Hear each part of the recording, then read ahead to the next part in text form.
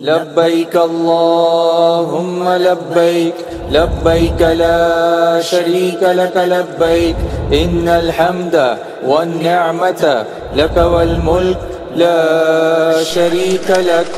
अहकाम हज। पायलट ने कहा कि मीकात आने वाली है, आप नियत कर लें। तो हम ऐसे में बाहर झाँक कर देखते हैं तो कुछ दिखाई देता है मीकात। हज कमेटी वाले भी यही मशवरा देते हैं कि फ़्लाइट के टाइम से 4 से 5 घंटा पहले आप एयरपोर्ट पहुंच जाएं। वो मान लीजिए वो पतरे वाली पेटी लेकर निकल पड़े, अटैची लेकर निकल पड़े या झोला लेकर निकल पड़े, उनको आइडिया नहीं है, उनको किसी ने गाइड नहीं किया। सऊदी में जाने के बाद ये 35 डिग्री तब्दील हो जाता है 43, 44, 45 डिग्री में भी। सबसे पहले वो इंटर हुए, अपना पासपोर्ट, टिकट और वीजा दिखाकर मेन गेट से अंदर जी। फिर उन्होंने जाकर लगेज डाला, बोर्डिंग पास लिया।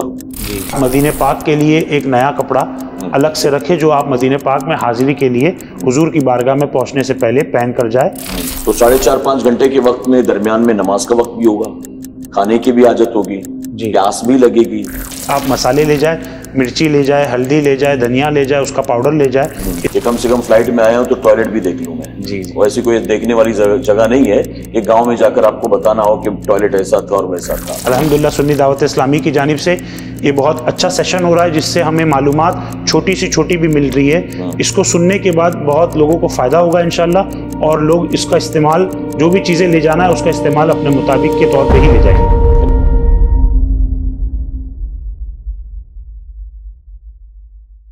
अस्सलामु अलैकुम व रहमतुल्लाहि व बरकातुहू। अस्सलातु वस्सलामु अलैका या रसूल अल्लाह, अस्सलातु वस्सलामु अलैका या हबीब अल्लाह, अस्सलातु वस्सलामु अलैका या नबी अल्लाह व अला आलिका व अस्हाबिका या नूर अल्लाह सल्लल्लाहु तआला अलैहि वसल्लम। मेरे प्यारे आका अलैहिस्सलातु तस्लीम के प्यारे दीवानों, खातून जन्नत हजरत फातिमा ज़हरा रदियल्लाहु तआला अन्हा की कनीज़ों, आलमी तहरीक सुन्नी दावत इस्लामी के एक्सक्लूसिव पॉडकास्ट में आप तमाम का इस्तकबाल है। हमने अहकाम हज में हज के बहुत सारे फ़ज़ाइल और तकरीबन ज़्यादातर मसाइल को कवर करने की कोशिश की। कमेंट बॉक्स में आपने जो सवालात किए थे, हमने उन सवालों का भी जवाब देने की कोशिश की है।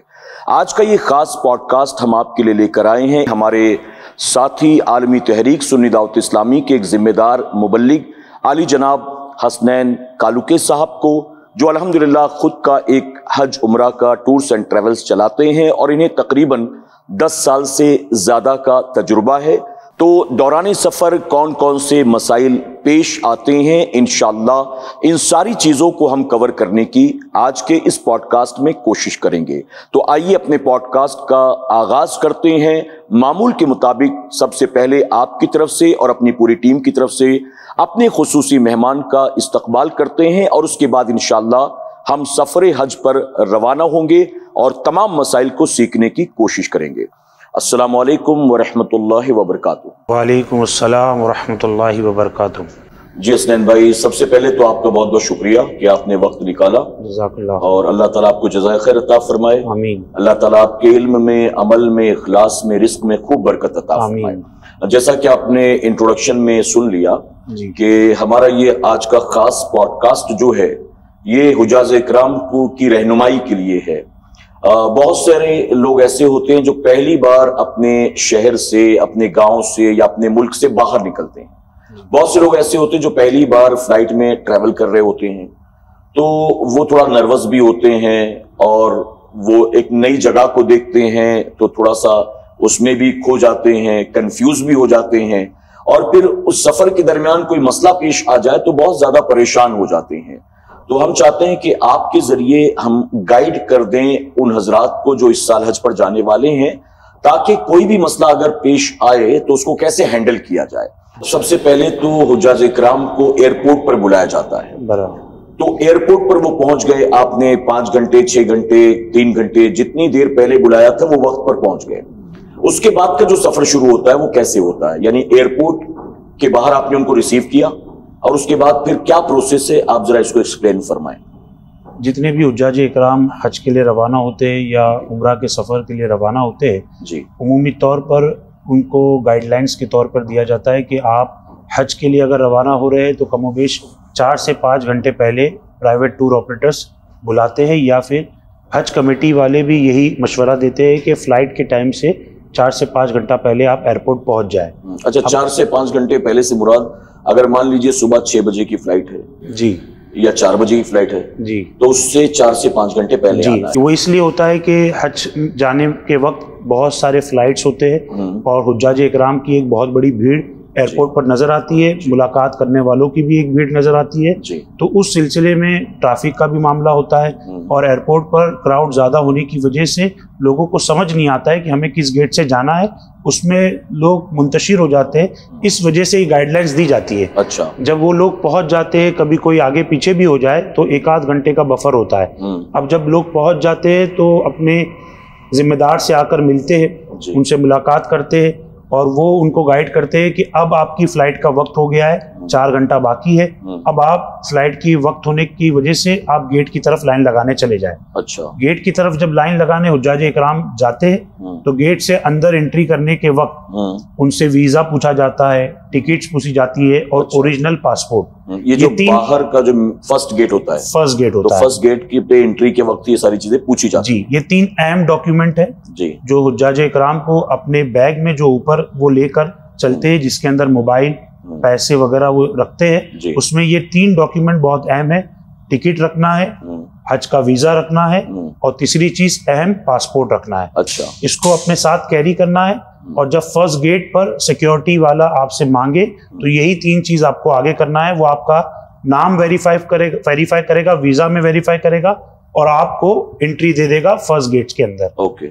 फिर उसके बाद जब आप अंदर दाखिल हो जाते हैं तो आपकी जो एयरलाइंस है, चाहे सऊदी एयरलाइंस हो, एयर इंडिया हो, विस्तारा एयरलाइंस हो, इंडिगो हो, स्पाइस जेट हो, आपके पास आपकी टिकट मौजूद है। अंदर जाने के बाद बहुत से काउंटर आपको नजर आते हैं, जैसे हर एयरलाइंस का एक काउंटर होता है। तो आप उस काउंटर पे पहुंचकर जिस एयरलाइंस से आप ट्रैवल करने वाले हैं वहां पहुंचकर आप उस कतार में खड़े हो जाए और वो देखे जरूर कि आप ही की फ्लाइट की कतार यहाँ पर लगी। अच्छा, ज्यादातर हुज्जाज इकराम जब ट्रैवल करते हैं तो हज की फ्लाइट का ऐलान प्रॉपर होता है और बाकायदा भीड़ नजर आती है। अच्छा, एक मजमा नजर आता है एहराम पहने हुए लोगों का और उसी के साथ साथ स्टाफ भी जो है वो बाकायदा गाइड करते हुए उस वक्त नजर आते हैं। अच्छा, कि जितने हुज्जाज इकराम हज के लिए जा रहे हैं वो अगर सऊदी एयरलाइन से ट्रैवल कर रहे हैं तो उनको आवाज देकर वहीं पर कतार में खड़ा कर दिया जाता है। अच्छा, हम जैसे मेन गेट से एंटर होते हैं जी, तो अंदर जाने के बाद में फिर हमें खुद क्यू में लगना है जी, अपना बोर्डिंग पास हमें खुद लेना है जी, ऐसा है ना जी। तो उसमें एक चीज और भी है कि जब हम मान लीजिए मुंबई एयरपोर्ट से जा रहे हैं तो हम अंदर इंटर हुए तो अंदर जहां पर विस्तारा का काउंटर होगा, एक तरफ इंटरनेशनल का होगा, एक तरफ डोमेस्टिक का होगा जी। इसी तरह इंडिगो का जहां होगा या स्पाइस जेट का जहां होगा, वहीं सेम प्लेस पर एक तरफ डोमेस्टिक का होता है, एक तरफ इंटरनेशनल का होता है। बराबर। तो वहां पर क्या स्टाफ के लोग मौजूद होते हैं जो गाइड करते हैं? जी, स्टाफ के लोग भी मौजूद होते हैं और जितने भी आप जब ट्रैवल करें तो एयरपोर्ट पर जिस एयरलाइंस के काउंटर पे आप खड़े होते हैं उस एयरलाइंस के काउंटर पे एक डिस्प्ले होता है जी, ऊपर आपकी फ्लाइट नंबर वहां पर डिस्प्ले होती हुई नजर आएगी। अच्छा, वो फ्लाइट नंबर SV लिखा हो तो यानी सऊदी एयरलाइंस है, AI लिखा हो तो एयर इंडिया है।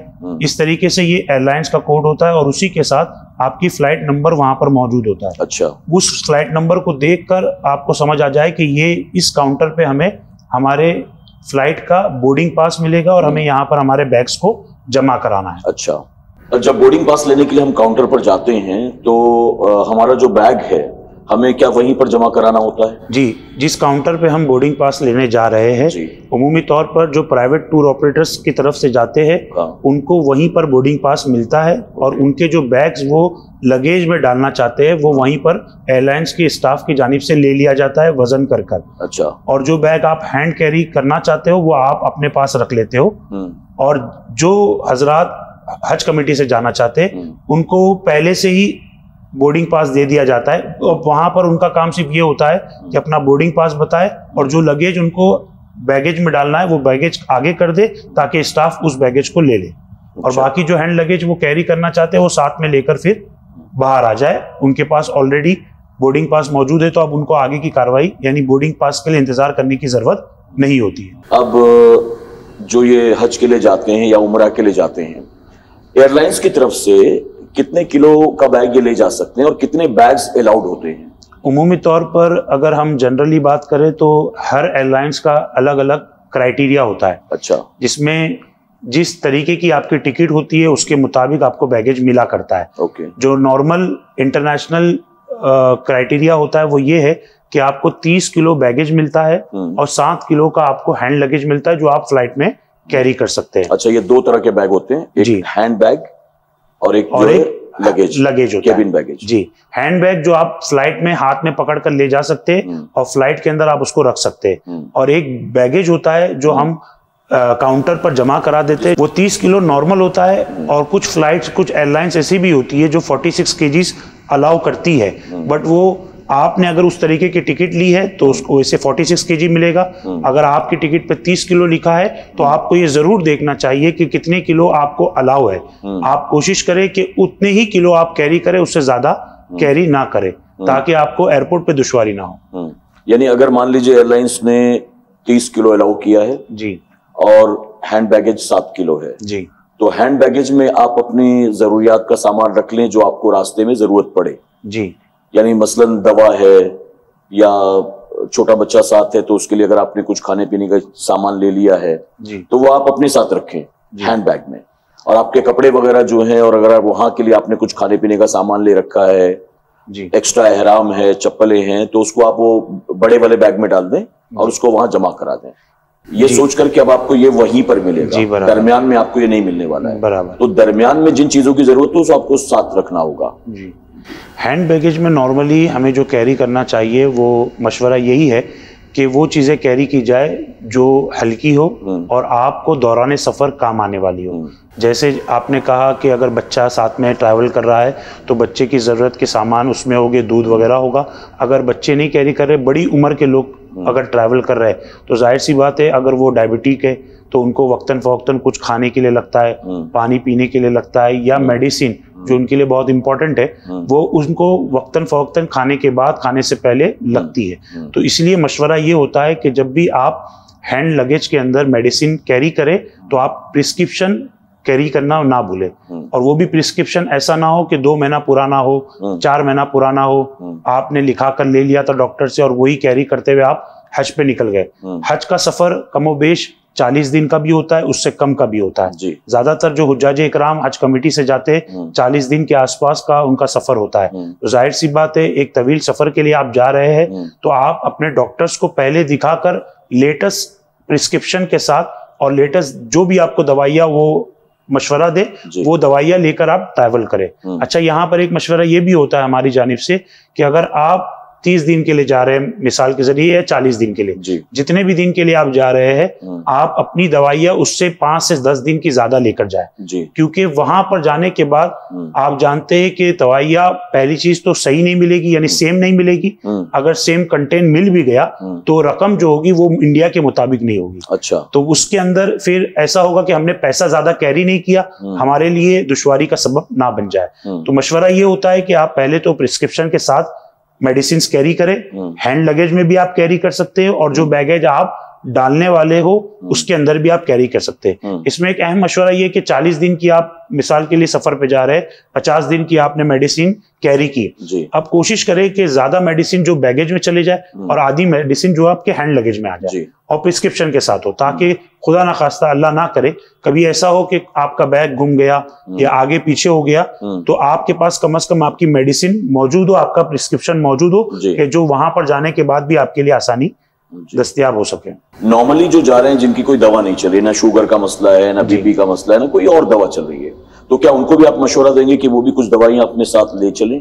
जी, आप जानते हैं कि हम यहाँ पर जहाँ इंडिया में हम मौजूद है, अब गर्मी का मौसम है, कमोबेश 35 डिग्री के करीब मुंबई के अंदर अभी टेम्परेचर है, मगर ये 35 डिग्री आप भी जानते हैं, हम भी जानते हैं कि सऊदी में जाने के बाद ये 35 डिग्री तब्दील हो जाता है 43, 44, 45 डिग्री में भी। और जब हज के अय्याम आते हैं तो हमने यहाँ तक देखा है कि 47 डिग्री तक भी ये टेम्परेचर जाता हुआ नजर आता है। ये बहुत गर्म है क्योंकि हम जिस एटमॉस्फेयर से आते हैं वो एटमॉस्फेयर वहाँ पर हमें नहीं मिल रहा, उससे ज्यादा मिल रहा है। तो जाहिर सी बात है, तब्दीली मौसम में होती है, बच भी नहीं सकते। हाँ, बच भी नहीं सकते, मौसम में निकलना ही है। जी, मौसम की तब्दीली है, फिर ऐसा होता है कि जहाँ हम रहते हैं होटल वगैरह में हमारी रिहाइश होती है, वहाँ हम मुसलसल एसी में होते हैं। उसके बाद फिर हम फौरन बाहर आते हैं तो एक गर्म मौसम हमें मिलता है। तो इस तब्दीली की बिना पर कभी कभी बॉडी हमारी शायद से एडजस्ट ना कर पाए तो बुखार आ जाता है, सर्दी जुकाम हो जाती है। अब जब गर्मी ज्यादा होती है तो लोग सबसे ज्यादा पहली चीज जिस पर लोग टूट पड़ते हैं, हम कहें तो वो ठंडा पानी होता है, वो ठंडी चीजें होती है जिस पर लोग सबसे ज्यादा इस्तेमाल करने लग जाते हैं। अब वो ठंडी चीज गर्म चीज एक साथ मिलने के बाद कभी ना कभी वो किसी ना किसी पर किसी को बुखार हो जाता है, कभी किसी को सर्दी हो जाती है, हो ही जाता है। तो बेहतर ये है कि आप अपने डॉक्टर से प्रिस्क्राइब कराकर जो उमूमी तौर पर इस्तेमाल होती है, वो पैरासीटामोल हो या सर्दी जुकाम की दवाई हो, या आप लेकर चले। शायद आपको काम ना आए, अल्लाह करे आपको काम ना आए, मगर आपके ग्रुप में, आपके साथ रहने वालों में, आपकी बिल्डिंग में रहने वालों में अगर किसी को जरूरत हो तो आप निकाल कर अपनी जानिब से दे सके। तो ये कैरी करना बेहतर है। और उसी के साथ साथ जिन हजरात को ये मेडिसिन, बीपी, शुगर वगैरह की कोई बीमारी ना हो, तो उनके लिए ये मशवरा है कि जो हैंड बैगेज कैरी करते हो, कोशिश करें कि उसको ज्यादा हैवी ना करें। अच्छा, उसमें आप जो चीजें रख सकते हैं वो ये कि कुछ खाने पीने की चीज रख ले, या आप एहराम का कपड़ा अगर आप नहीं पहनते हो, फ्लाइट से पहले पहनना चाहते हो, तो आप एयरपोर्ट पे जाने से पहले अपना एहराम का कपड़ा अपने हैंड लगेज में रख दे, ताकि आपको फ्लाइट में चढ़ने से पहले पहनने में आसानी हो। अगर बैगेज में आप डाल देंगे तो आप अंदर जब चले जाओगे बोर्डिंग पास लेकर, तो आपको फिर वो कपड़ा वापस नहीं मिलेगा। तो ये हैंड लगेज सबसे आसान यही है कि हैंड लगेज हमें जो मिल रहा है वो एहराम के कपड़े, दीगर जरूरत के सामान कैरी करने के लिए मिल रहा है, आप उसी के लिए उसको इस्तेमाल करें। यानी अगर 7 किलो अलाउड है जी, तो जरूरी नहीं कि आप उसको ठूस ठूस कर 7 किलो भर ही लें जी, ताकि बाद में आपके लिए खुद परेशानी का सबब बन जाए। बस जरूरत की चीजें रख लें, 1.5 किलो हो, 2 किलो हो, 3 किलो हो, 7 करना जरूरी नहीं है जी। आपको ये सोचना है कि ये जितना भी मैं भरूंगा ये मुझे ही लेकर चलना है जी। और आप जानते हैं हम मुंबई में हैं, तो हमारा मुंबई एयरपोर्ट कितना बड़ा है। वैसे ही बहुत से हुज्जाजे इकराम हम जानते हैं कि उम्र दराज होते हैं, तो उनका हैंड बैगेज जितना बड़ा होगा उनको उतना लेकर चलना है, और फ्लाइट तक पहुंचना है, जहां भी उसका गेट होगा वहां तक पहुंचना है। फिर यहाँ नहीं बल्कि फ्लाइट से उतरने के बाद भी जिद्दा एयरपोर्ट हो, वहां से उनको अपने बेल्ट तक आने के लिए, फिर बाहर आने के लिए, बस में बैठने के लिए, हर वक्त उनको वो कैरी करना है। तो जितना वो हल्का होगा उनको कैरी करने में आसानी होगी।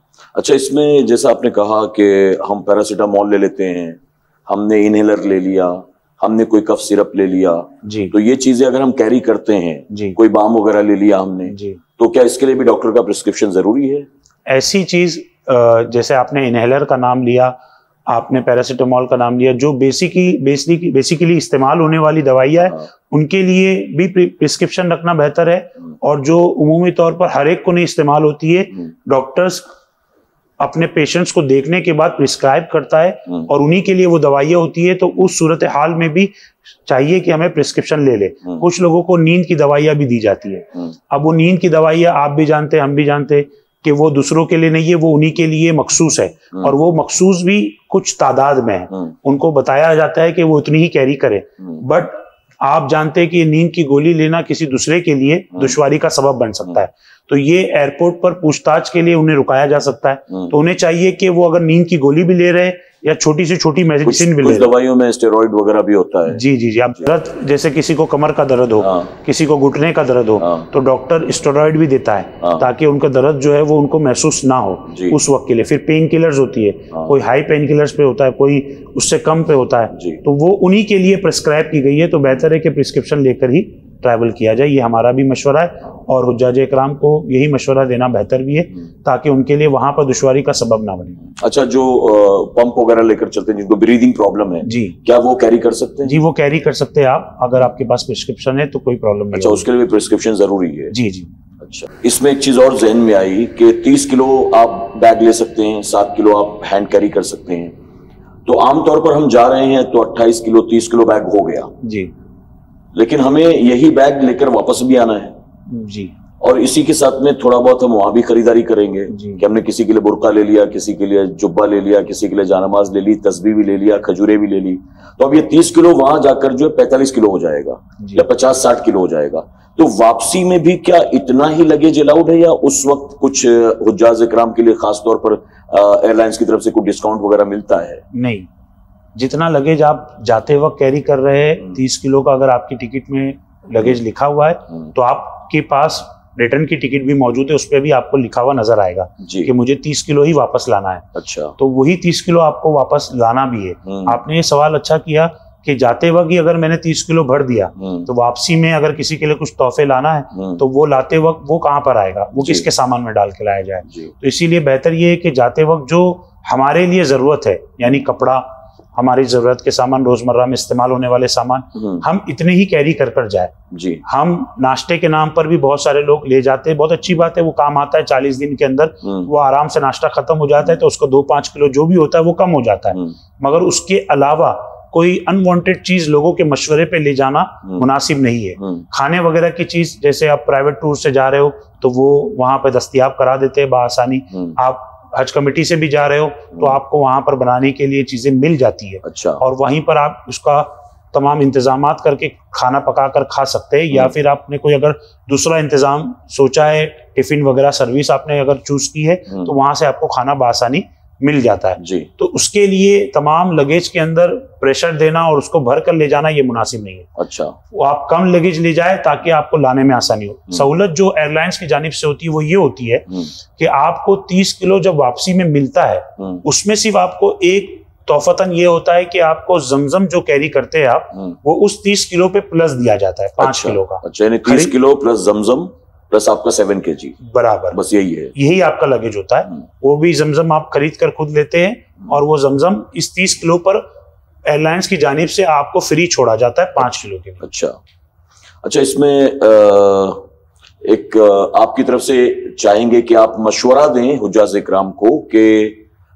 40 दिन के लिए अगर जा रहे हैं जी तो अपने साथ कपड़ा कितना कैरी करें, वो कितने जोड़े की जरूरत पड़ेगी वहां पर? देखिए, आम तौर पर हम भी अपने घरों के अंदर ऐसे जो कपड़े हम पहनते हैं वो अगर हम एक मर्तबा पहनते हैं तो उसके बाद 1 हफ्ते बाद उसका नंबर आता है या 10 दिन बाद नंबर आता है जी। अगर हम इस तरीके से हम वहां पर भी कपड़े पहने कि हमने आज एक कपड़ा पहना, उस कपड़े को पहनने के बाद हमने दूसरे दिन नहाकर दूसरा कपड़ा पहना, इस कपड़े को हमने धोकर सुखा दिया है, धोकर ये वापस आ गया, तो 2-3 दिन के बाद हमें, मिसाल के जरिए मैं लॉन्ड्री की मिसाल दूं, आपने खुद नहीं धोया, आपने लॉन्ड्री में भी दिया, तो 2 दिन के बाद लॉन्ड्री आ जाती है, तो दूसरे-तीसरे दिन बाद कपड़ा धुलकर वापस आपके पास आ चुका है। अब आप कैलकुलेशन लगा सकते हैं कि मुझे कितने कपड़ों की जरूरत है, क्या मुझे 7 जोड़ी, 8 जोड़ी, 10 जोड़ी कपड़े की जरूरत है, तो आप उतने ही जोड़ी कपड़े ले जाए। हाँ, ये मशवरा हमारी जानिब से होता भी है कि आप मदीने पाक के लिए एक नया कपड़ा अलग से रखें जो आप मदीने पाक में हाजिरी के लिए हुजूर की बारगाह में पहुंचने से पहले पहन कर जाए। तो ये एक हमारा मशवरा होता है। बाकी आप जो कपड़े ले जा रहे हैं वो कपड़े आप रोजाना पहने, धोने के बाद 2-3 दिन बाद वापस आ जाएंगे, तो उस हिसाब से आप अपने कपड़े ले जा सकते हैं। अच्छा। टॉवेल आप ले जा सकते हैं जो आपको काम में आने वाली चीज है। उसके बाद आप नाइट सूट जो आप पहनते हो, आप लुंगी पहनते हो या आप कोई नाइट सूट पहनते हो, वो आप ले जा सकते हो। आप साबुन वगैरह ले जा सकते हो, आप टूथपेस्ट ले जा सकते हो, अपना ब्रश ले जा सकते हो। आप उसके अलावा आपको कोई जरूरत की चीजें आपको महसूस होती हो कि मुझे ये रोजमर्रा में आती है काम में, तो वो आप तमाम चीजें कैरी कर सकते हो। अच्छा, यहाँ पर एक बात अर्ज ये करनी है कि लोग नील कटर्स भी लेते, कैंची भी लेते और ये तमाम को भी कैरी करते, क्योंकि ज्यादातर हम जानते हैं कि मर्द हजरात हलक कराते हैं तो वो एक बार्बर की शॉप पर जाते हैं और हलक करा देते हैं, मगर औरतें अपने रूम में आके अपने बालों को काटती है तो वो यहीं से कैंची ले जाती है।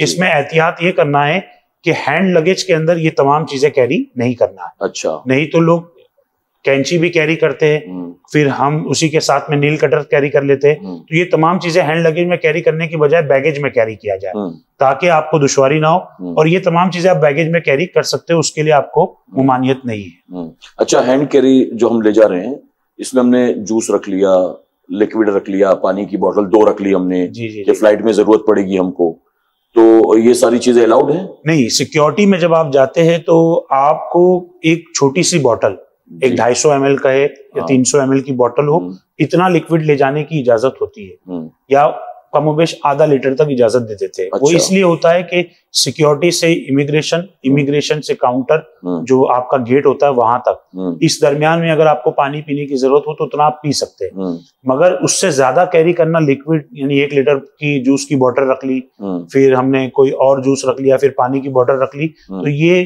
सिक्योरिटी में आपको अलाउ इतना ज्यादा नहीं करेगा। थोड़ा बहुत अलाउ करते हैं, जैसा मैंने कहा 300 ml से 500 ml के दरमियान। बहुत से लोग जो है वो खुद पकाने की चीजें यहाँ से कैरी करते हैं, और हमने खुद देखा है कि लोग अचार भी ले जाते हैं और भी दीगर चीजें ले जाते हैं। तो क्या अपने बैगेज में ये सारी चीजें अगर हम डालते हैं तो, और 30 किलो के अंदर ही होता है, तो ये सारी चीजें अलाउड है, कोई मसला तो नहीं है? चावल दाल वगैरह ये तमाम चीजें अलाउड है, चाहे आप किसी भी किस्म की दाल वगैरह कैरी करें, पल्सेस कैरी करें, वो प्रॉब्लम नहीं होता है। आप मसाले ले जाए, मिर्ची ले जाए, हल्दी ले जाए, धनिया ले जाए, उसका पाउडर ले जाए, इसके अंदर दुश्वारी नहीं है। हाँ, मगर तेल ले जाना ये अलाउड नहीं है। आप फ्लाइट में यहाँ से आप सनफ्लावर का तेल ले गए, राई का तेल डालकर ले गए कि वहाँ खाना पकाने में आसानी हो जाएगी, तो वो आपको फ्लाइट में अलाउड नहीं है। इसका आपको ख्याल रखना है, क्योंकि इससे आग लगने का अंदेशा हो सकता है। अच्छा। इसलिए वो अलाउड नहीं है। दूसरी चीज, कुछ मसाले ऐसे हैं जो बतौर नशे के तौर पर इस्तेमाल होते हैं। अच्छा। खासकर जो ज्यादा खाने में नहीं होता, मगर कुछ कुछ लोग अपने अपने स्टेट में इसको इस्तेमाल करते हैं, जिसे खसखस कहते हैं। तो खसखस को कैरी करना ये वहाँ के लिए प्रोहिबिटेड है। अच्छा। वो एक तरीके से नशे की अशिया में आता है, इसलिए उसको इस्तेमाल के लिए लेना भी नहीं चाहिए और उसको कैरी भी नहीं करना चाहिए। अच्छा, हज कमेटी वाले या प्राइवेट टूर वाले क्या हाजियों को पहले से गाइडलाइन दे देते हैं कि आप ये चीज मत लेकर आइएगा, ये चीज मत लेकर आइएगा? अगर मान लीजिए कोई लेकर आ गया और उसने बैग डाल दिया, तो फिर उसके बाद क्या होता है? अगर आप लेकर आ गए तो ये तमाम चीजें, जैसे मैंने कहा ऑयल वगैरह, वो यहीं से अलाउड नहीं होगी। वो उनका बैग रुका दिया जाएगा, उनको बुलाया जाएगा और उनको उनके बैग से ये तमाम चीजें निकाली जाएगी। रही बात मैंने मसाले की जिसमें नशे की अशिया की बात की, इंडिया के अंदर वो तमाम चीजें खाने में इस्तेमाल होती है जी। मगर वहां पर, यानी वो एक अलग मुल्क है, वहाँ के रूल्स अलग है, वो ज्यादा स्ट्रिक्ट है नशे वगैरह के मामलात को लेकर। तो ये तमाम चीजें यहाँ से तो अलाउड हो जाएगी, मगर वहां जाके रोक लेंगे।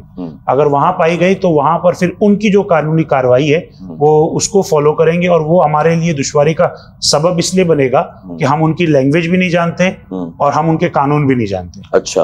तो इसलिए बेहतर है कि वो तमाम चीजें ना कैरी किया जाए। और जितने भी हुज्जाज इकराम जा रहे हैं, अल्हम्दुलिल्लाह सुन्नी दावत इस्लामी की जानिब से ये बहुत अच्छा सेशन हो रहा है, जिससे हमें मालूमात छोटी सी छोटी भी मिल रही है। इसको सुनने के बाद बहुत लोगों को फायदा होगा इंशाल्लाह, और लोग इसका इस्तेमाल, जो भी चीजें ले जाना है उसका इस्तेमाल अपने मुताबिक के तौर पे ही ले जाएंगे इंशाल्लाह। इसमें आप क्या कोई खास किस्म के बैग के ताल्लुक से मशवरा देंगे कि बैग ऐसा होना चाहिए, बैग ऐसा नहीं होना चाहिए? जैसे एक बड़ा बैग है, जी, हमने एक बार डाल दिया लगेज में, उसके बाद हम बरी जिम्मा है जी, लेकिन एयरपोर्ट पर उतरने के बाद फिर हमको वो उठाना है जी, और हम 100 किलोमीटर 200 किलोमीटर जहां से भी आए हैं एयरपोर्ट तक, तो हम वो लेकर आए हैं जी। तो इसके ताल्लुक से भी थोड़ी रहनुमाई करते हैं। देखिए, हम प्राइवेट टूर ऑपरेटर्स जितने भी होते हैं वो एक कॉम्प्लीमेंट्री बैग्स अपने पैसेंजर्स को प्रोवाइड करते हैं। अच्छा। वो एक तजुर्बे के तौर पर होता है, वो कॉम्प्लीमेंट्री भी होता है, और वो बैग्स जो है वो हुज्जाजे इकराम के लिए बहुत अहम होते हैं। अच्छा। मैं अहम इसलिए कह रहा हूँ कि उस बैग्स के अंदर बैग्स ऐसे होते हैं जो एक बैग होगा जो हैंड कैरी करने के लिए होगा, फिर उसी के अंदर आप देखेंगे तो एक बैकपैक होगा। अच्छा। फिर उसी के अंदर आप देखेंगे तो एक चप्पल बैग होगा, फिर उसी के अंदर आप देखेंगे तो जानेमाज होगा, उसी के अंदर आप देखेंगे तो एक कंकरिया लेने के लिए एक छोटा सा बैग होगा। अच्छा। ऐसा एक कॉम्प्लीमेंट्री इन बैगों का एक सेट बनाया जाता है, और प्राइवेट टूर ऑपरेटर्स अपनी जानिब से हुज्जाजे इकराम को कॉम्प्लीमेंट्री देते हैं। अच्छा। ये बैग्स बड़े काम आते हैं। अब ये कैसे काम आते हैं वो आप अगर मरहले से समझे तो बहुत आसान होगा कि जो हैंड लगेज है वो तो जाहिर सी बात है काम आएगा, मगर बैकपैक जो काम आता है वो आपको अरफात के मैदान में जब आप जाए तो आप पूरा का पूरा सूटकेस उठा के नहीं ले जा सकते। आपको छोटा बैग कैरी करना है जिसमें आप कम सामान ले जाए, तो उस वक्त वो बैकपैक काम आ जाता है। यानी वो बैकपैक जो है वो अय्याम हज में काम आने वाली चीज। जब आप सब कुछ छोड़ छाड़ कर होटल से निकलते हैं मिना के लिए जी, अरफात के लिए, मुजदलिफा के लिए, तो वो बैकपैक आपके लिए बहुत जरूरी है। बहुत जरूरी। वो हैंड लगेज भी जरूरी होता है और वो बैकपैक भी जरूरी होता है। आप मीना लेकर गए, वो पूरा 5 दिन का सामान आपने हैंड लगेज में भर दिया, उसको ले जाकर आपने मीना के टेंट में रख दिया। अच्छा। अब आप मीना से अरफात जा रहे हो तो आपको वो पूरा बैग ले जाने की भी जरूरत नहीं। आप बैकपैक में एक जोड़ी एहराम रख ले, एक जोड़ी कपड़ा रख ले, और उसके बाद वो बैकपैक पहन ले, और उतना हल्का बैकपैक लेकर आप ट्रैवल कर सकते हो अरफात के लिए। अच्छा। फिर वो अरफात से वापस आओ तो मुजदलिफा में भी आपको काम आ जाए, और उसके बाद मुजदलिफा से जब आप कंकरिया मारकर अपने टेंट में पहुंचो तो उस वक्त तक के जितना सामान आपको लगना है आप वो बैकपैक में कैरी कर सकते हो। अच्छा। उसी के साथ साथ जो चप्पल बैग होती है, आप जानते हैं लोग हुदूद हरम के अंदर भी चप्पल बैग को इस्तेमाल करते हैं, बैग के अंदर चप्पल रख लेते। उसी के साथ साथ मीना के अंदर में भी ये आसानी होती है कि आपने अपनी चप्पल निकाली, अपने बैग में डाला और उसको लटका दिया, वो काम आ जाता है। अच्छा। जानेमाज जो दिए जाते हैं वो आपको नमाज पढ़ने के लिए बड़े आसानी होती है, मीना में भी होती है, अरफात में भी होती है, मुजदलिफा में भी होती है। तो इन तमाम सफर के दौरान ये काम आ जाता है। फिर आपके पास एक छोटी सी थैली जैसी एक बैग होती है जिसमें आपको कंकरियां जमा करनी होती है। कुछ लोग बॉटल्स में जमा करते हैं, कुछ लोग उसके लिए थैली लाते हैं या कपड़े की थैली बनाई जाती है। तो वो तमाम चीजें आपके काम आने वाली चीजें, जैसा आपको बेहतर लगता है आप उसको कैरी करने के लिए इस्तेमाल कर सकते हैं। ये तो प्राइवेट टूर वाले अपने हाजियों को दे रहे हैं जी, लेकिन जो हज कमेटी की तरफ से जा रहे हैं जी, तो उनको अपने बैग्स, उनको जानमाज, उनको बैकपैक, ये सारी चीजें खुद ही अरेंज करनी है जी। तो वो किस तरह का होना चाहिए? जैसे मैंने मशवरतन आपको बताया कि ये कॉम्प्लीमेंट्री दिया जाता है, तो इसी से आप एक आइडिया लेकर खासकर हाथ का बैग, बैकपैक, ये अहम चीजें इसको कैरी करना चाहिए।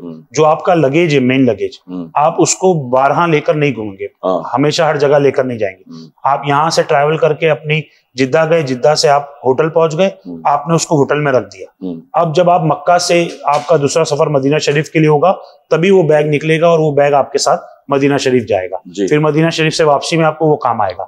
तो वो बड़ा बैग जो होता है उसमें आपके ज्यादातर सामान होते हैं, वो आपका बैग होटल में ही होता है। जो आपको लेके घूमना है दौरान सफर, तो वो आपको छोटे बैग से उससे काम चलाना होगा और उसी में कम सामान लेकर आपको चलने में भी आसानी होगी। लेकिन ये बैग जो है इंडिया से जिद्दा पहुंचा तो कई मरहलों से होकर गुजरा है जी। कहीं बस के ऊपर आपने रखा, फिर आपने यहाँ पर जमा करा दिया, फिर उसको बेल्ट पे फेंका गया, एयरक्राफ्ट में लोड किया गया। तो ये बैग जो गांव देहात से लोग आ रहे हैं जिन्होंने कभी ऐसा सफर किया ही नहीं है, वो मान लीजिए वो पतरे वाली पेटी लेकर निकल पड़े, अटैची लेकर निकल पड़े या झोला लेकर निकल पड़े, उनको आइडिया नहीं है, उनको किसी ने गाइड नहीं किया। तो उसके लिए उनके लिए क्या मशवरा है कि बैग किस तरह का होना चाहिए? देखिए, आपने सही कहा कि बहुत से मैंने हुज्जाज इकराम को देखा है कि वो एक बड़ा थैला लेते हैं और उसको ही हाथ में लेकर आ जाते हैं और उसको लगेज काउंटर में डालने की कोशिश करते हैं। उसके अंदर आपके सामान की सिक्योरिटी नहीं होती है। आप एक प्रॉपर बैग लीजिए जिसके अंदर चैन लगी हो, लॉक लगा हो, ताकि आपका सामान ना तो बाहर निकले, ना आपके सामान के अंदर किसी दूसरे के सामान की ठोकर लगने के बाद आपके सामान को नुकसान पहुंचे। आप अगर बड़े थैले ले लेंगे आप, या ऐसी कोई गोनी ले लेंगे जिसमें सामान डाल दे कि इसको मैंने सामान डाल दिया, तो वो आपके एयरपोर्ट पे एक्सेप्ट नहीं होगा। क्योंकि एयरपोर्ट को कैरी करने, यानी एयरपोर्ट का जो स्टाफ होगा वो आपके सामान को एक जगह से दूसरी जगह, फिर फ्लाइट में, फिर फ्लाइट से निकालने में, इन तमाम जगहों पर जब वो लोग उसको हैंडल करेंगे, जाहिर सी बात है इसकी ज्यादातर चांसेस होते हैं कि आपका सामान डैमेज हो जाए। अब वो खुले तौर पर होगा तो वो उठाकर अगर फेंका जाए तो आपका सामान बिखर भी जाए, घूम भी जाए और पता भी नहीं चलेगा आपको कि आपका कितना सामान पीछे छूट गया है। तो बेहतर यही है कि आप अच्छा वाला बैग लीजिए जिसमें लॉक लगाने की सहूलत हो, जिसमें चैन हो, थोड़ा मजबूती वाला हो और व्हील भी होना चाहिए, व्हील भी हो, ताकि आप ही को आसानी हो। क्योंकि आप कितना उठाकर उस बैग को घुमोगे, बैग उठाकर आप अपने ट्रॉली पे रख सकते हो, उसको फिर धक्का मार के आप फ्लाइट में कैरी करिए या फिर आप बसेस में कैरी करिए, वो आप कैरी कर सकते हो, मगर मजबूत ले, ये हमारा मशवरा होता है। अच्छा, बैग को जो लोग रस्सी बांध कर लाते हैं जी, या हमने देखा है कि बैग में वो रंग बिरंगी रिबन बंधी होती है, किसी ने लाल बांधा है, किसी ने हरा बांधा है, किसी ने पीला बांधा है, तो ये क्या जरूरी है और क्यों होता है? ये जो बैग पर रिबन बांधी जाती है ये तो निशानदेही के तौर पे बांधी जाती है। वो ऊपर के हाथ का जिसमें पकड़ा जाता है उसी में बांधी जाती है, ताकि मुझे दूर से पता चल जाए कि मेरा बैग बेल्ट पर आ रहा है। क्योंकि बेल्ट पे ऐसा है कि आपने अपना बैग तो यहाँ जमा करा दिया, पता चला बेल्ट पर ऐसे बहुत सारे बैग्स हैं सेम कलर के। हाँ, और जैसा कि आपने कहा कि प्राइवेट टूर वाले देते हैं जी, तो अगर उस प्राइवेट टूर वाले के साथ 50 लोग गए हैं तो 50 बैग ऐसे ही होंगे जी। तो उसमें कैसे आप पहचानेंगे कि आपका वाला कौन सा है इसमें? उसके लिए लोग अपना दिमाग लगाते हैं और ये ठीक भी है कि अपने हाथ से छोटी सी रस्सी या छोटी सी चिंदी बांधते हैं लोग, मगर बेहतर ये है कि आप एक ID कार्ड का फॉर्मेट ले लीजिए, उसको आप अपने बैग पे लगा दिए ताकि आपका नाम भी दिखे, फोटो भी दिखे। अच्छा। तो घूमने के अंदेशा बहुत कम हो जाता है।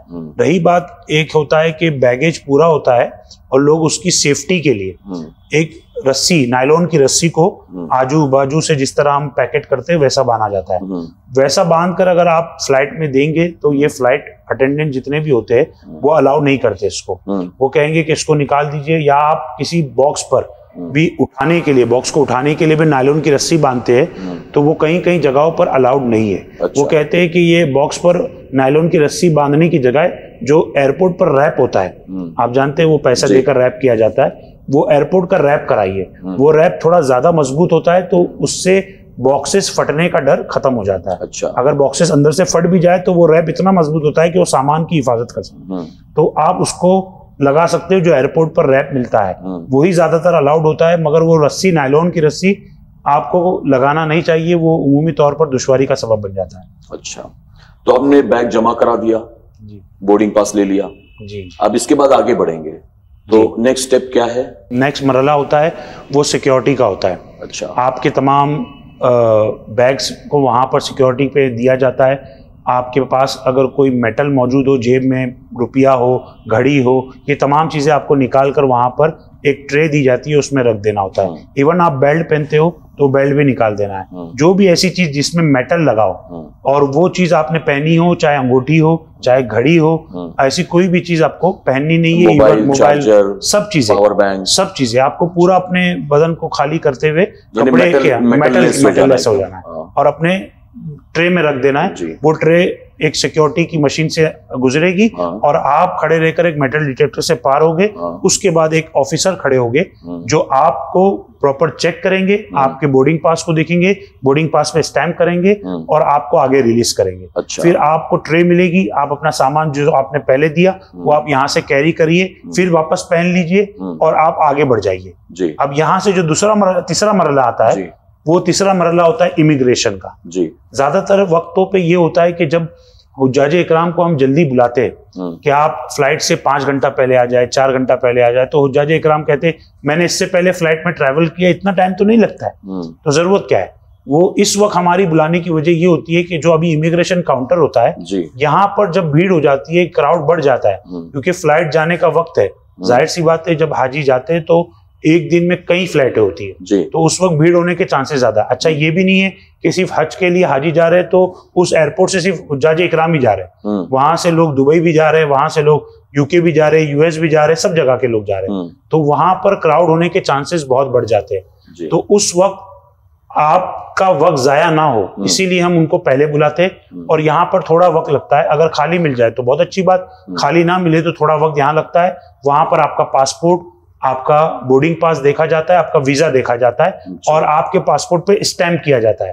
यहाँ पर ये मशवरा है कि बिना स्टैम्प किए हुए यहाँ से आपको आगे नहीं बढ़ना है। अब इसके बाद चौथा मरहला जो होता है वो मरहला ये होता है कि अब आपको बोर्डिंग पास मिल गया, आपके पासपोर्ट पे स्टैम्प लग गया, आपका सिक्योरिटी चेक हो गया, अब आप तमाम तरीकों से फ्री हो चुके हैं। अब आपको फ्लाइट पकड़ने के लिए जिस गेट का नंबर आपके बोर्डिंग पास पर नजर आता है उस गेट के नंबर पर जाकर आपको खड़े हो जाना है, इंतजार करना है। अच्छा, यहां तक आपको पहुंचना है। यहां आप पहुंच गए, जब वक्त हो जाएगा तो आपको अनाउंस किया जाएगा कि आपकी बोर्डिंग का आगाज हो चुका है, आप आइए, आपकी बोर्डिंग कर लीजिए।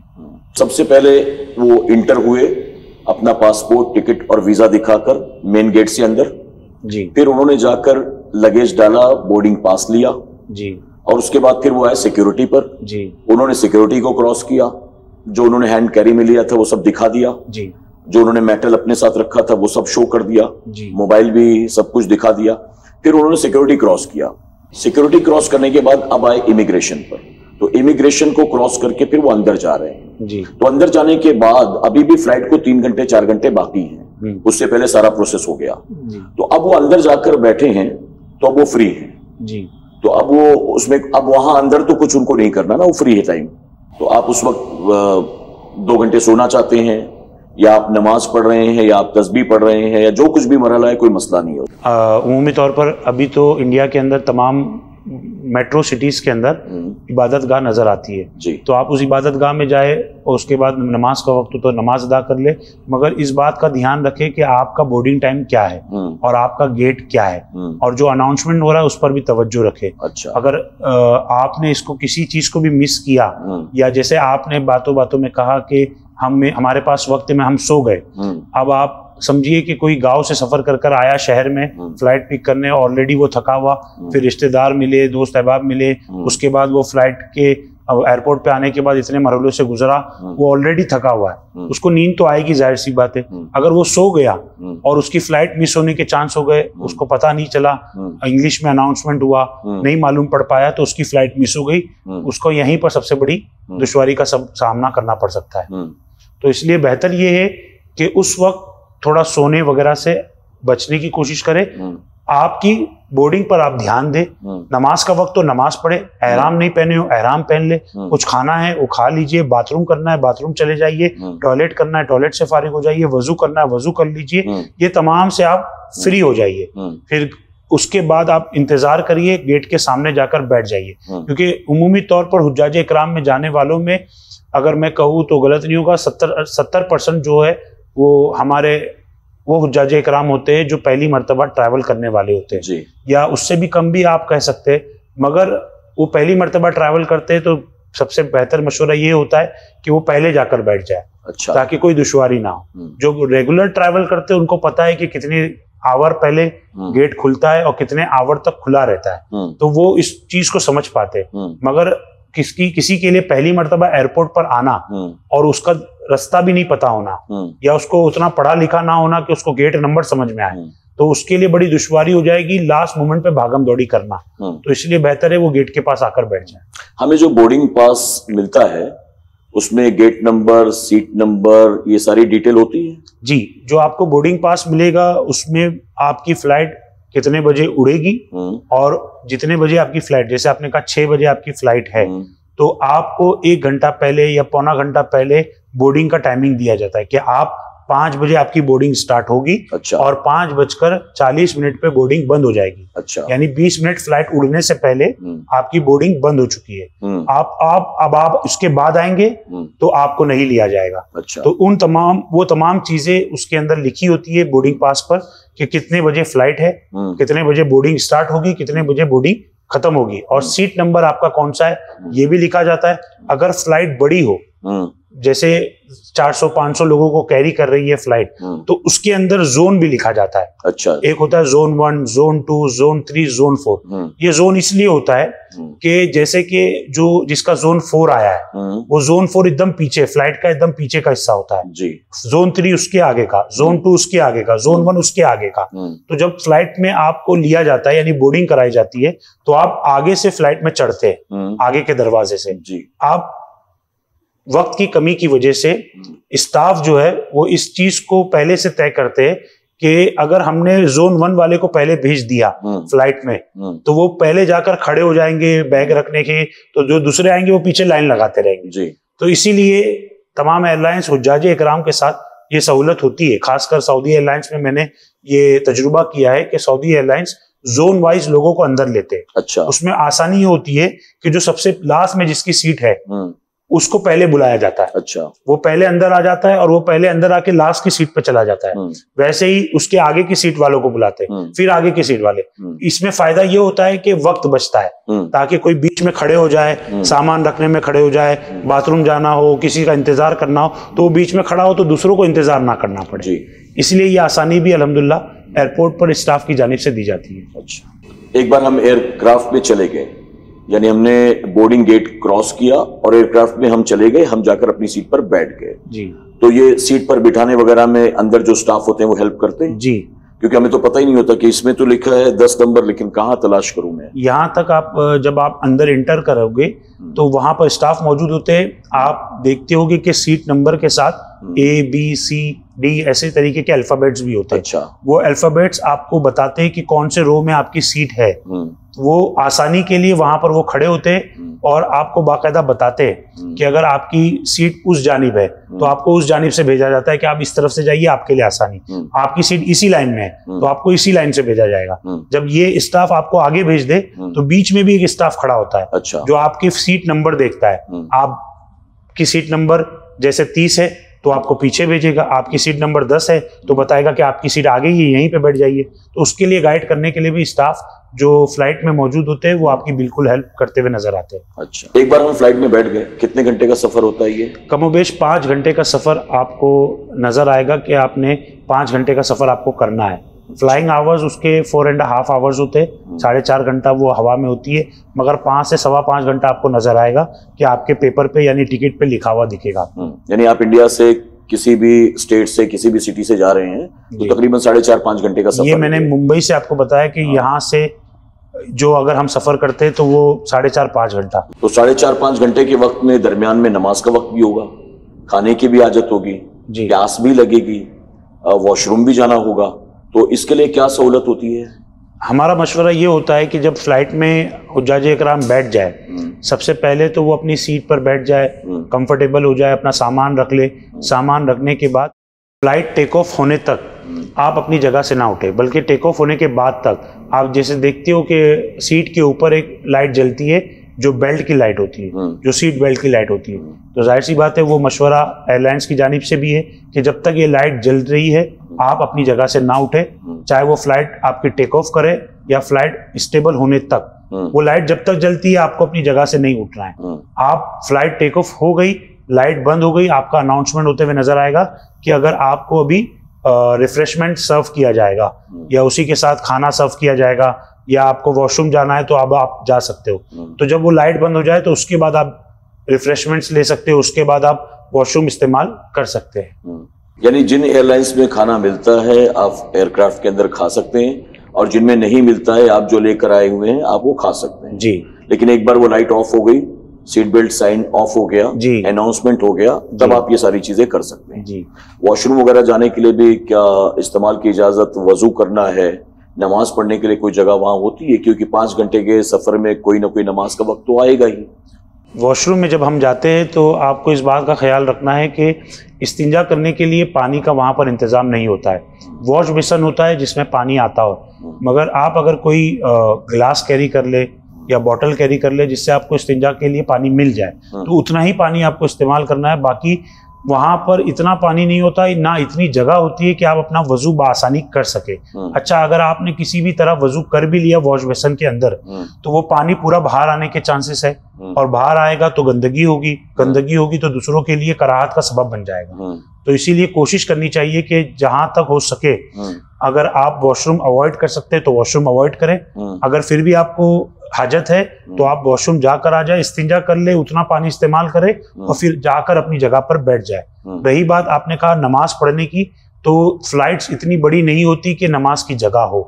सऊदी एयरलाइंस में हमने देखा है कि वो लोग पीछे की जानिब थोड़ी जगह रखते थे नमाज पढ़ने के लिए, मगर अभी जिस तरीके से जमाना बढ़ रहा है, कॉस्टिंग बढ़ रही है, तो उन्होंने उस जगह के अंदर भी सीट लगा दी है। अच्छा, तो अब वो उतनी भी जगह वहां पर मौजूद नहीं है कि जिसपे नमाज पढ़ी जा सके। यानी आप एयरक्राफ्ट में बैठने से पहले अच्छी तरह से फ्रेश हो जाएं, वजू कर लें और आप कोशिश करें कि आपको फ्लाइट के अंदर वॉशरूम वगैरह में जाने की जरूरत ना पड़े। और अगर जरूरत पड़े भी तो सिर्फ आप इस्तिंजे से फारिग हो जाएं, ये आपके लिए बेहतर है।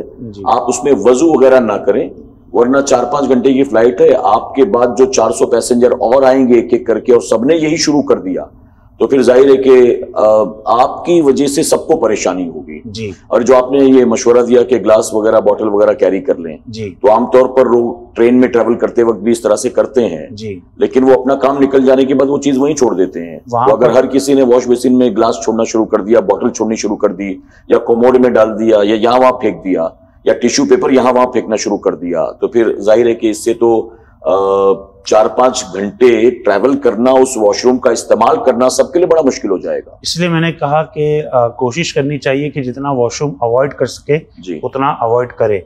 ज्यादातर आप समझिए कि वॉशरूम जो फ्लाइट में होता है वो इमरजेंसी के लिए होता है जी। कि आप जैसे डायबिटीज पेशेंट है, आपकी पेशाब नहीं रुक पाती, तो वो जाकर इस्तेमाल करे तो समझ आता है।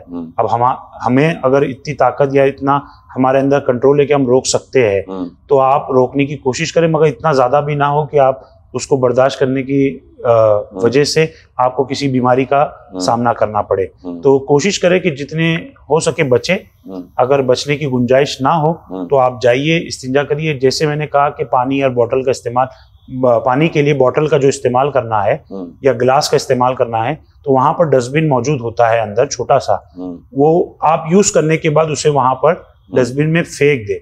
ऐसा नहीं कि आपने बोतल लाया उसको वहीं रख दिया, बोले दूसरा आएगा तो दूसरा भी इस्तेमाल करेगा, वैसा ना सोचते हुए अपनी आपके इस्तेमाल करने के बाद आप वही चीज को डस्टबिन में फेंक दे, ताकि आप जब वहां से निकले तो वो वॉशरूम जो हो दूसरे के इस्तेमाल के लायक रहे।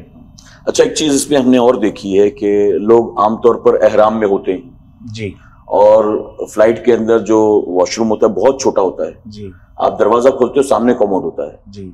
तो अगर आपसे पहले 2-4 लोग इस्तिंजा करके गए हैं जी, तो हो सकता है कि पूरे कमोड के ऊपर के सरफेस पर लगा हुआ हो पेशाब जी, का जी, कतरा, जी। या नीचे भी गिरा हो और आप भी गए और आप भी खड़े हो गए वहां, तो हो सकता है कि आपके एहराम में भी लग जाए। तो इन सारी चीजों का ध्यान रखना चाहिए और कोशिश ये करना चाहिए जितना हो सके अवॉइड करें। जैसे आपने कहा कि जगह बहुत कम होती है और ऊपर से हम ऑलरेडी 2 कपड़े पहनते हैं जो हमारे लिए फिलहाल नए हैं और उसमें हम अभी तक पूरी तरीके से कंफर्टेबल भी नहीं हुए। वो कपड़े पहनकर उस बाथरूम में जाना, फिर ऊपर की चादर कहाँ जा रही है, नीचे की चादर कहाँ जा रही है, कौन सा कपड़ा कहाँ लग रहा है, कहाँ पे पेशाब के कतरात थे, कहाँ पे पानी के कतरात थे, हमें कुछ नहीं पता होता। इसीलिए मशवरतन यही होता है कि जब आप फ्लाइट में बैठने से पहले फारिग हो जाए तमाम चीजों से, ताकि आपको फ्लाइट में इसकी जरूरत ना हो। ये इमरजेंसी के लिए है, इसको इमरजेंसी के तौर पे ही इस्तेमाल किया जाए तो बेहतर है। अच्छा, हाँ, ये एक चीज होती है जो मैंने एक तजुर्बा किया है कि बड़ी उम्र के जो लोग होते हैं, फ्लाइट में एसी जब चलता है और एसी जो भी चलता है वो एयरक्राफ्ट में उनके मुताबिक चलता है, हमारे पास उसका कंट्रोल नहीं होता।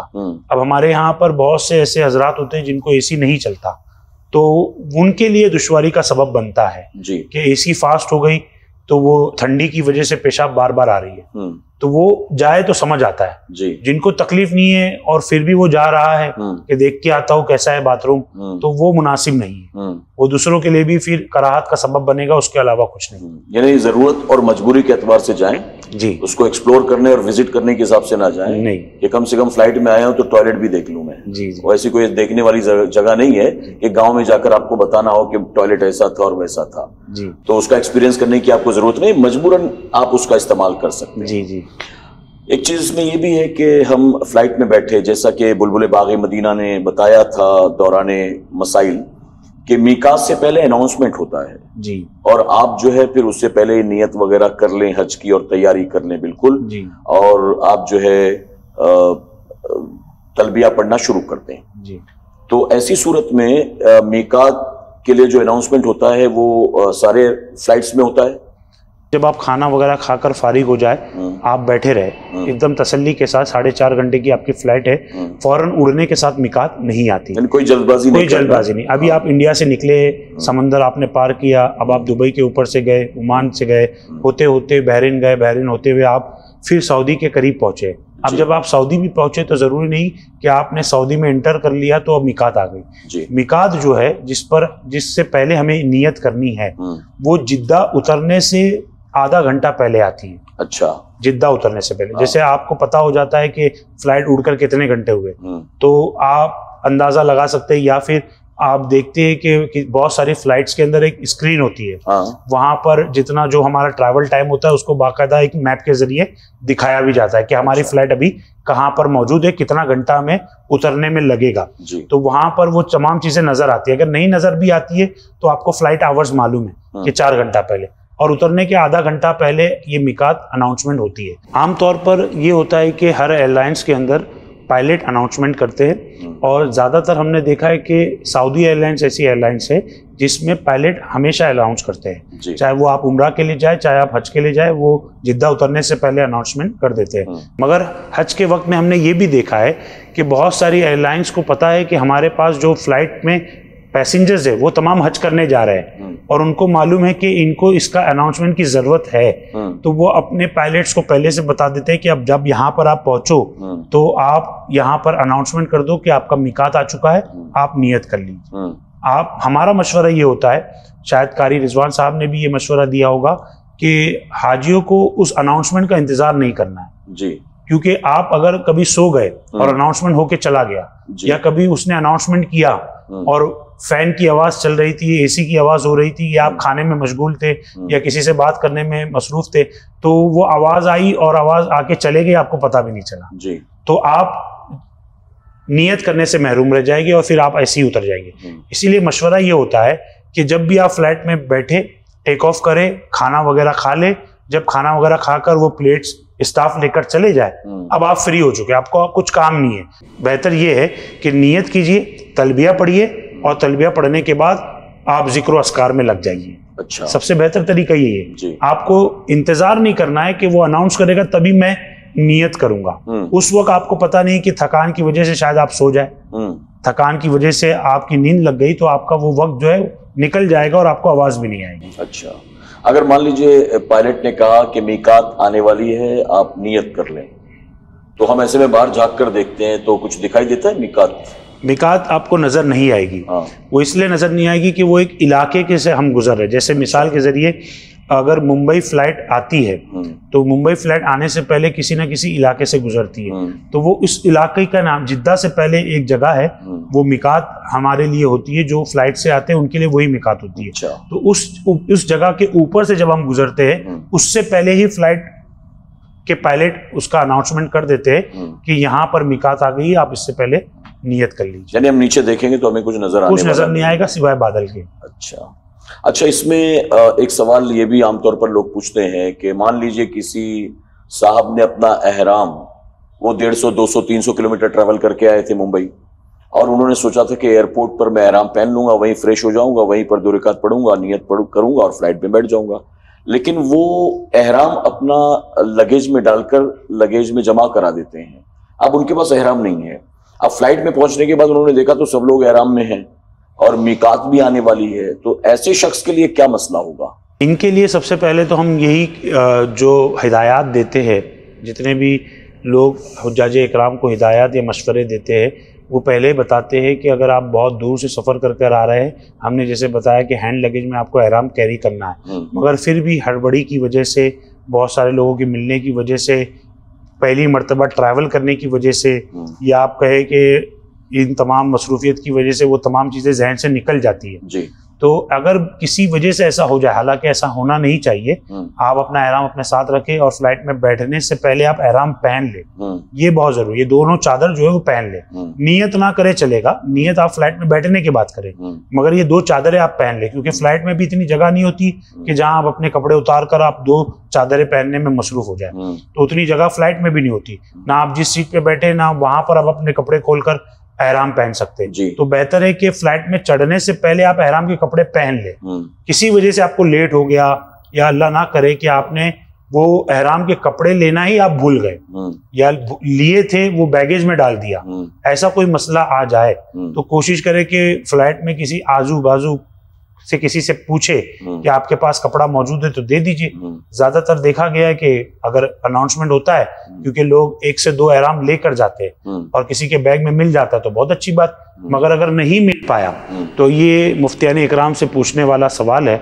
जहां तक हमारे इल्म में है वो ये है कि अगर किसी कोई सूरत हाल बन जाए और मिकात करीब हो और अब आपके पास एहराम के कपड़े ना हो, तो मुफ्तियाने इकराम फरमाते हैं कि आप नियत कर ले।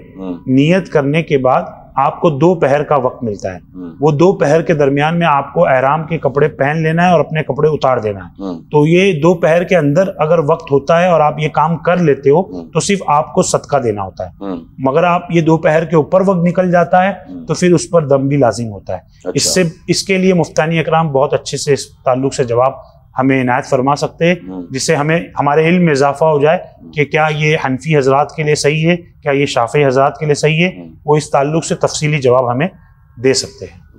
फिर 4.5-5 घंटे का सफर तय करके हम जिद्दा एयरपोर्ट पर पहुंच गए जी। अब फ्लाइट से उतरेंगे, उतरने के बाद क्या प्रोसेस होगा? ज़्यादातर हुज्जाजे इकराम हज तमत्तो करते हैं, तो उन्होंने जो एहराम पहना होता है वो उम्रा की नीयत से पहना होता है, और चाहे वो उम्रा की नीयत से एहराम पहना हो या वो हज इफराद कर रहे हो या हज किरान कर रहे हो, तब भी वो एहराम पहने, हज का ही पहने, वो जाकर उम्रा ही करेंगे। तो उन तमाम सूरत हाल में तरीका सबके लिए एक ही है कि जब फ्लाइट आपकी लैंड हो जाए, आप बाहर निकलते हो, अपने हाथ का लगेज अपने हाथों में लेकर आप बाहर निकलते हो, और बाहर निकलने के बाद सबसे पहले जो आप पहुंचते हो वो होता है इमिग्रेशन काउंटर। अच्छा। उस जगह का इमिग्रेशन काउंटर होता है, वहां पर आप पहुंचते हो, आपके पासपोर्ट पे आप उतरने का, यानी आप लैंड हो चुके हो, उसका आप स्टैंप लगाते हो। वहां पर थोड़ी कतार भी होती है, अभी तो कतारें उतनी नहीं होती, कुछ सालों पहले तक जितने हाजी हज पर जा चुके वो इस बात का तजुर्बा रखते हैं कि जब हज के लिए जिद्दा एयरपोर्ट पे उतरा जाता था और ओल्ड एयरपोर्ट जो था, टर्मिनल जो था, जब उस पर उतरा जाता था तो 4-4, 5-5 घंटे लगते थे। अच्छा। अब तो अल्हम्दुलिल्लाह बहुत बड़ा टर्मिनल नया बन चुका है, तो अब उतनी सहूलतें हो चुकी है कि आप जाते हैं मुश्किल से 15-20 मिनट, आधा घंटा आपका इमिग्रेशन अल्हम्दुलिल्लाह हो जाता है। अब काउंटर्स भी बहुत बड़ी तादाद में हो चुके हैं। पहले 5-6 काउंटर होते थे और उसमें इतने सारे हुज्जाजे इकराम की कतार होती। अच्छा, वो वहां पर सिर्फ हम नहीं होते, हमारी फ्लाइट आई है मुंबई से, किसी की आई है अफ्रीका से, किसी की आई है इंडोनेशिया से, कोई हमारे दिल्ली से आया है, कोई हैदराबाद से आया है। तो ये तमाम जगहों से भी फ्लाइटें उसी वक्त शायद या आसपास आधे पौने घंटे के वक्फे पे उतरती थी। यानी तो हजारों की तादाद में लोग वहां होंगे, हजारों की तादाद में लोग होते थे, और वो 6-5 काउंटर उस वक्त हुआ करते थे, और उतनी कतार की वजह से 6-6 घंटे 5-5 घंटे हाजी सिर्फ कतार में लगे होते थे। अच्छा। अल्हम्दुलिल्लाह अब वो सहूलतें मुहैया करा दी गई कि बहुत सारे काउंटर्स होने की वजह से बहुत आसानी से 15-20 मिनट, आधा घंटा मैक्सिमम आप इमिग्रेशन काउंटर से फ्री हो जाते। जैसे ही आप इमिग्रेशन काउंटर से फ्री हो जाते, आपका पासपोर्ट, आपका बोर्डिंग पास, आपकी टिकट, वीजा, जो भी आपने कैरी किया है वो सब उठाकर आपको आपके बैग में रख देना। अब आपको इसका काम नहीं आएगा। अब जो आपको जाना है वो बैग कलेक्ट करने जाना है, यानी बैग जिस बेल्ट नंबर पर आपका आया है, आप स्क्रीन पे देख लीजिए कौन से बैग नंबर, कौन से बेल्ट नंबर पर हमारा बैग आने वाला है। अच्छा। वहां पर जाकर आप खड़े हो जाए, अपना बैग देखकर उसे उठा लीजिए। तो ट्रॉली पे क्या देखें? स्क्रीन पे आपकी फ्लाइट नंबर के आगे कितने बजे आपकी फ्लाइट उतरी और आप कौन से बेल्ट नंबर पर आपका बैग मिलने वाला है, ये स्क्रीन पर नजर आता है। अच्छा। तो आप वहां पर जाकर खड़े हो जाए, और वहां पर जब आपका बैग आए तो वो बैग को कलेक्ट करिए, ट्रॉली पे रख लीजिए। और ज्यादातर हमारा मशवरा ये होता है कि चाहे वो हज कमेटी के हाजी हो, चाहे वो प्राइवेट टूर के हाजी हो, हज कमेटी के भी हाजी होते हैं तो वो अपना थोड़ा ग्रुप बनाए, 1 से 2, 2 से 4, ऐसे 4-5 लोग हो, ताकि एक को अगर मालूमात ना हो तो दूसरे को जी उनका साथ मिल जाने से बहुत आसानी हो जाती है। वैसे ही प्राइवेट टूर ऑपरेटर के लिए भी आसानी होती है कि ज्यादातर प्राइवेट टूर ऑपरेटर्स में बैग्स दे दिए जाते हैं, तो वो बैग से पहचान लेते, और प्राइवेट टूर ऑपरेटर में ग्रुप लीडर भी होते, तो वो ग्रुप लीडर का पीछा करते करते पहुंच जाते। अच्छा। तो वो साथ में मिलकर चलने से ये फायदा होता है कि समझिए आपका 10 मिनट में इमिग्रेशन हो गया, आपको 15 मिनट में बैग मिल गया, बाकी पीछे जो खड़े उनका आधा घंटे में इमिग्रेशन हो रहा है, उनको 15-20 मिनट बाद बैग मिला, तो वो पीछे है आपके, आप आगे निकलकर आगे चले गए। फिर होता भी है, अभी सहूलतें अल्हम्दुलिल्लाह और अच्छी हो चुकी है कि जब फ्लाइट आती है तो डायरेक्ट सबको बिखरने नहीं दिया जाता। उनको बैग्स वगैरह मिलने के बाद वो जब बाहर आते हैं तो उनको एक जगह पर बिठाया जाता है। अच्छा। कि आप ये फ्लाइट फला जगह से आए हैं, इस जगह पर आप आके जमा हो जाएगी। तमाम हुज्जाज इकराम वहां पर जाके जमा हो जाते हैं। अब वो हज कमेटी के हाजी भी हो तो भी वहीं जमा हो जाते हैं, या प्राइवेट टूर के हाजी हो तो भी जमा हो जाते हैं जी। अब उनके मौलिम वहां पर आते हैं, और मौलिम आने के बाद तमाम के बैगेज को भी जमा कराया जाता है, और उसके बाद जिस जिसकी बस जैसे जैसे आती है उनको आवाज देकर बुलाया जाता है, और उतने बैगों के साथ फिर लोगों को ले जाया जाता है। अच्छा। बाकी हाजी वहीं पर बैठे, जिनकी बस आई वो आगे चले गए, बाकी हाजी वहीं पर बैठे अपने बैग्स के साथ। अब आपके नमाज का भी वक्त हो जाए तो नमाज पढ़ लीजिए, वहां पर बाथरूम वगैरह आप जा रहे हो तो कोशिश करिए कि जाते वक्त जाने से पहले अपने साथियों को बता कर जाए कि मैं जा रही हूँ, मैं आओगी या मैं जा रहा हूँ, मैं आऊंगा तो मुझे जरा देख लेना, अगर मैं थोड़ा लेट फास्ट हो जाऊँ तो मुझे लिए बगैर मत जाना। अच्छा। ताकि आसानी हो। तो उसके लिए भी आसानी अल्हम्दुलिल्लाह वहां पर मौजूद है और स्टाफ होते। हाँ, ये है कि एक लैंग्वेज बैरियर होता है कि हमें पता नहीं होता वो क्या कह रहे हैं, मगर इशारतन और दूसरों को देखे दिखाई लोग वहां पर जाकर बैठ जाते हैं। और अनाउंसमेंट होता है कि हज कमेटी से आए तो उनकी पूरी फ्लाइट ही अलग होती है, प्राइवेट टूर ऑपरेटर्स की जानिब से आए तो उनकी पूरी फ्लाइट ही अलग होती है। अच्छा। उसमें पूरे प्राइवेट टूर्स के लोग मौजूद होते हैं, उनके पास आईडी कार्ड होता है, फिर उनके पास और दीगर डॉक्यूमेंट्स होते हैं जिससे पता चलता है कि कौन से मौलिम के अंडर में आ रहे हैं। वो मौलिम के लोग आते हैं, उनको बस में बिठाते हैं, उनका सामान लेकर डाल दिया जाता है। तमाम सामान पहुंचने के बाद हमारा मशवरा होता है कि अपने सामान अपनी बस में रख दिए गए हैं या नहीं रख दिए गए, ये भी हुज्जाज इकराम चेक करें। अच्छा। कभी कभार ऐसा होता है आप बैठिए बस में बैठिए, बस में बैठिए, हम आपका बैग ला रहे हैं, तो वो बैग अगर कभी खुदा ना खास्ता दूसरी बस में डाल दिया तो आपका तो बैग लॉस हो गया। तो आपको देखना है कि मेरा बैग गाड़ी में चला गया, उसके बाद आप उसी बस में जाकर बैठ जाएंगे। अच्छा। ताकि आपको तसल्ली हो कि हमारा बैग जिस बस में हम बैठे उसी बस के अंदर मौजूद है। अच्छा। मान लीजिए हम बेल्ट पर गए अपना बैग लेने के लिए और पता चला कि हमारे जो साथ थे उनका बैग आता जा रहा है, मेरा बैग आया ही नहीं है और मैं एंड तक इंतजार करता रहा, मेरा बैग नहीं आया, तो मैं किसके पास जाऊं, क्या करूं, उसके बाद क्या? देखिए, आप जब भी बैगेज के जो बेल्ट होते हैं ना, उसके आखिर में या कहीं कोने पे एक बैगेज क्लेम का एक काउंटर होता है। अच्छा। जब भी आप बोर्डिंग पास लेते हैं तो आप जानते हैं कि आपका जब बैग लिया जाता है उस पे स्टिकर्स लगाए जाते हैं। हाँ। और उस स्टिकर में से एक स्टिकर का पार्ट आपके पासपोर्ट के पीछे लगा के दे दिया जाता है। अच्छा। वो 2 बैग आपने डाले तो 2 स्टिकर हो गए, 3 डाले तो 3 हो गए, 4 डाले तो 4 हो गए। जो बैग का स्टिकर आपके बैग में लगा है उसी का छोटा सा हिस्सा उसी नंबर के साथ, उसी बारकोड के साथ आपको दे दिया जाता है, ताकि आप अपना बैग अगर कभी खो दे या लॉस हो गया या एयरलाइंस की तरफ से गलती हो गई, बॉम्बे से ही आपका बैग आया ही नहीं, लोड ही नहीं लोड हो पाया, तो आप उस बैगेज क्लेम के काउंटर पे जाकर अपना वो काउंटर की रिसीप्ट जो आपको मिली थी, वो रिसीप्ट, वो स्टिकर को आप दिखा सकते हैं। वो चेक करेंगे पूरा कि ये बैग निकला था या नहीं निकला था, या वहां पर कहीं दूसरी जगह चला गया। वो देखेंगे, आपसे फॉर्म भरवाएंगे कि आप इधर नाम लिख लीजिए, आपके होटल का नाम, आपके आईडी कार्ड, आपका वीजा नंबर, आप कौन सी जगह पर रहने वाले, अजीजिया वगैरह का एड्रेस, या कोई होटल है तो होटल का address, mobile number, Saudi mobile number, ये सब ले लिया जाता है और उसके साथ वो स्टिकर दे दिया जाता है, ताकि अगर खुदा ना खास्ता आपका बैग बॉम्बे से ही नहीं आया तो 1 दिन बाद, 2 दिन बाद, जब भी वो फ्लाइट, दूसरी कोई फ्लाइट वहां से आए तो उस फ्लाइट में वो बैग आ जाए। अच्छा। जब वो बैग पहुंच जाता है तो इनकी जानिब से कॉल आ जाता है।